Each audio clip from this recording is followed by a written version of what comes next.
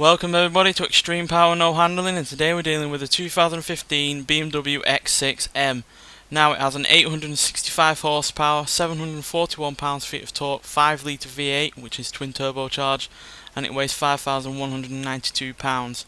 So that's 298 horsepower more than it had from stock, and 188 pounds-feet of torque more as well. So that's a fairly big increase in terms of power. And as a result it does 0 to 60 in 2.979 seconds and 0 to 100 in 6.648 seconds.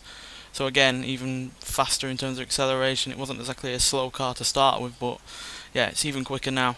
The only real worry with this car is it's not the greatest handling, big SUV kind of car. The Range Rover SVR, for instance, is a far better handling car, and as a result, yeah, it might struggle with its weight.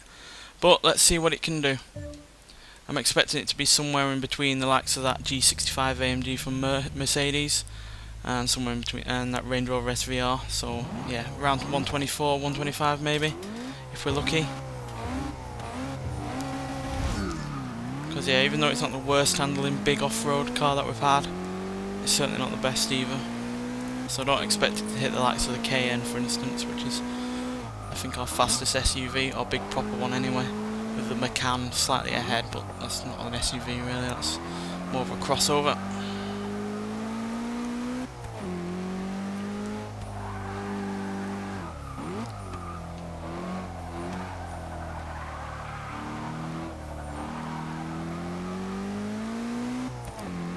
Certainly not struggling to put the power down, but it's more of a case of whether or not we can keep it under control for the corners and in the braking areas, because yeah, this car, like I said, isn't the best handling car ever, because it is such a heavy thing. Granted, it's not even the heaviest car we've had, but then again, the heavier cars are way down the bottom on the leaderboard.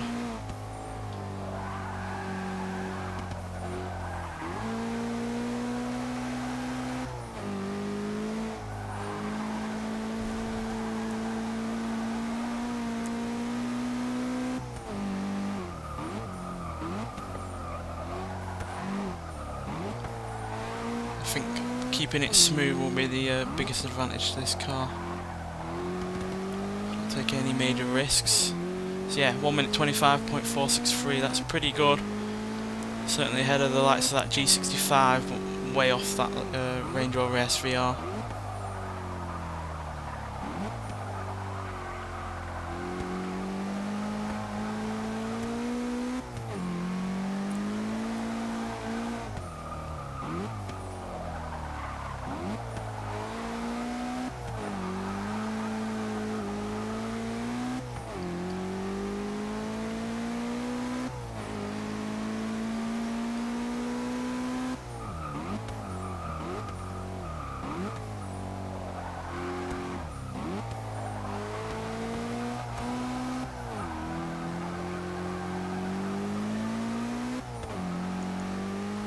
Just trying to keep it as tidy and as smooth as possible, because I don't want to take advantage with this weight that we have going for this car.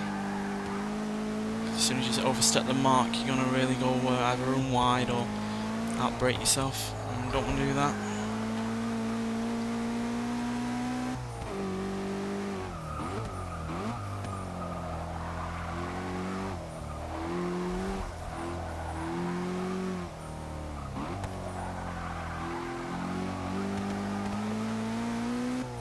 Oh, there we go, that's a big increase, but I still think we're slightly off that Range Rover.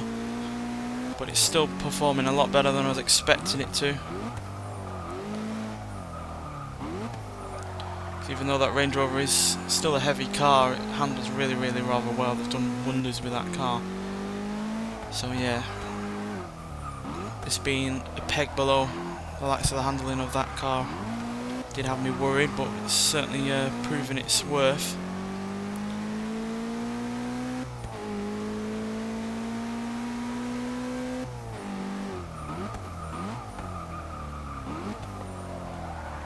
See, I was slightly late on the braking there and we nearly overstepped it.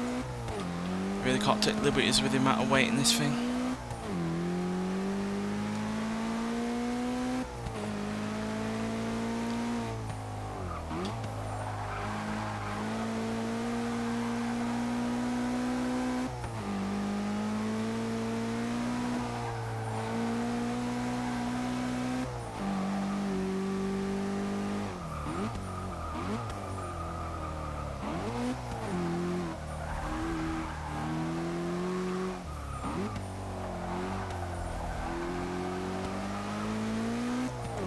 And there we go, 1 minute 23.335. Far faster than I was ever expecting it to be. And as a result, it is just, and I literally mean just, behind that SVR. I think the slight disadvantage in the fact that it is quite heavy and still poor in terms of handling put that behind that car. But it's still only 2.02 seconds behind that car. So yeah, it's not far off, but obviously because that Range Rover is a far better handling car and a far better braking car as well, that had the slight advantage. But yeah, it's still well ahead of the likes of the G65 AMG and the Ford F-150 Raptor, which were about 4 seconds behind, 5 seconds behind. So yeah, decent enough car. Certainly beat my expectations, because I don't like the car originally when it's in stock form. But with this extra power, it's become a decent car. But obviously I still don't like the look of it, and I still don't see the point of it, which I said in my review. But yeah, still rather decent. You just have to be really smooth with it and be careful and cautious with it, and you can get a good lap out of it. Anyway, thanks for watching, and I'll see you in the next one.